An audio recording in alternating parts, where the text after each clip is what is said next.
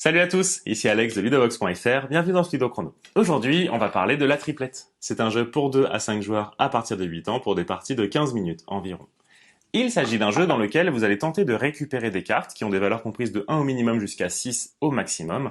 Vous allez donc pouvoir essayer de les récupérer au fur et à mesure de la partie pour tenter de vendre des combinaisons de ces cartes, à savoir 3 cartes identiques des triplettes ou bien 3 cartes qui se suivent des chaînettes.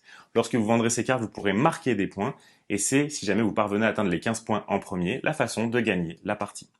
Pour pouvoir récupérer ces cartes, vous aurez également des dés qui vont vous aider. Et en effet, au début de chacune des manches, vous allez pouvoir jeter ces dés et tenter de faire des combinaisons plus fortes que vos adversaires pour avoir la primeur et récupérer des cartes dans la rivière en premier.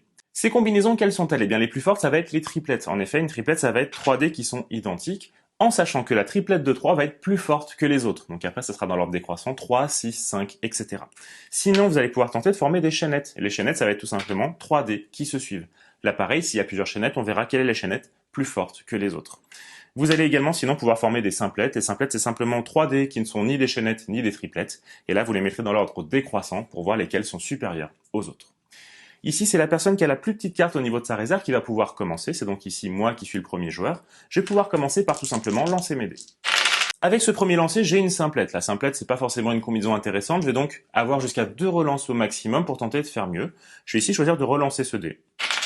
J'ai eu de la chance, j'ai obtenu une chaînette en 2 coups. Je vais donc ici choisir de m'arrêter là puisque j'ai déjà une bonne combinaison et ça va être à présent au tour de mes adversaires. Attention cependant, puisque j'ai fait ma combinaison en 2 coups seulement, j'ai relancé qu'une seule fois, eh bien les autres vont avoir ici une limite également de 2 coups au maximum pour tenter de faire une combinaison qui soit supérieure à la mienne s'ils veulent récupérer leur carte avant moi. Ici, mettons qu'ils aient fait leur jet, donc tout simplement, j'ai une chaînette mais qui est plus forte que celle de mon adversaire ici qui a fait 4-3-2, et ici, lui a fait simplement une simplette, et bien donc c'est donc moi qui vais être le premier à récupérer une carte de mon choix au niveau de la rivière centrale. Je vais par exemple ici choisir de récupérer cette carte.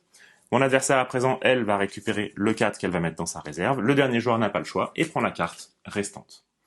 On vérifie si on a des combinaisons à vendre, mais au début on ne peut pas puisqu'il faut au moins avoir 3 cartes, on va donc pouvoir passer à une nouvelle manche. Pour une nouvelle manche, on va mettre 3 cartes au centre de la table, à nouveau, et c'est la personne qui avait la plus petite valeur de dés, la plus petite combinaison, qui va devenir le premier joueur. Au fil des manches, on va progressivement récupérer de nouvelles cartes au niveau de notre réserve. Et lorsque ce sera le cas et qu'on réussit à former des combinaisons, à la fin de notre tour, on peut choisir, ou pas, de vendre nos combinaisons pour pouvoir marquer des points. Par exemple ici, puisque j'ai une triplette de 6, je pourrais choisir de la vendre, et dans ce cas-ci, je vais garder l'une des 3 cartes qui va concerner mon scoring, que je vais mettre ensuite face cachée, mais j'ai donc ici marqué 6 points pour cette triplette-là. Les autres cartes, elles, vont être défaussées. Si jamais également par la suite, on parvient à former des chaînettes, et bien de la même façon, on va récupérer la carte qui est au milieu de la chaînette cette fois-ci, donc je vais pouvoir marquer 3 points pour cette chaînette, et vendre les autres cartes. À noter que les cartes au niveau de notre réserve peuvent également nous servir à manipuler les dés pour pouvoir nous aider à former des meilleures combinaisons. En effet, on peut choisir de défausser une carte de notre réserve pour bénéficier d'une relance supplémentaire qui ne compte pas dans la limite fixée par le premier joueur, ou si on est premier joueur, qui ne nous permet pas de faire plus de relances pour nos adversaires. Également, avec une carte au niveau de notre réserve, on peut choisir de défausser cette carte pour faire en sorte que l'un des dés prenne la valeur de la carte en question. Ça peut nous aider à faire des combinaisons plus précises. Notez qu'on a une limite de cartes au niveau de notre réserve qui est à 5 cartes. On peut en avoir plus pendant le tour, on peut en avoir en effet une 6e, mais on ne peut pas avoir plus de 5 cartes à la fin de notre tour, ce qui veut dire qu'on peut vendre de 1 à 2 combinaisons au maximum à la fin de notre tour. À défaut, on devra se défausser des cartes excédentaires pour ne garder que 5 cartes au maximum dans notre réserve. La partie va donc continuer ainsi jusqu'à ce qu'une personne déclenche la fin de partie dès qu'elle aura atteint les 15 points ou plus au niveau de son scoring. Dans ce cas-ci, les derniers joueurs peuvent vendre les dernières combinaisons qu'il leur reste potentiellement pour tenter de battre ce score, et on va alors vérifier la personne qui a le plus de points remporte la partie. Si jamais il y a égalité, c'est la personne qui a le plus de cartes dans son scoring qui va départager cette égalité pour gagner la partie.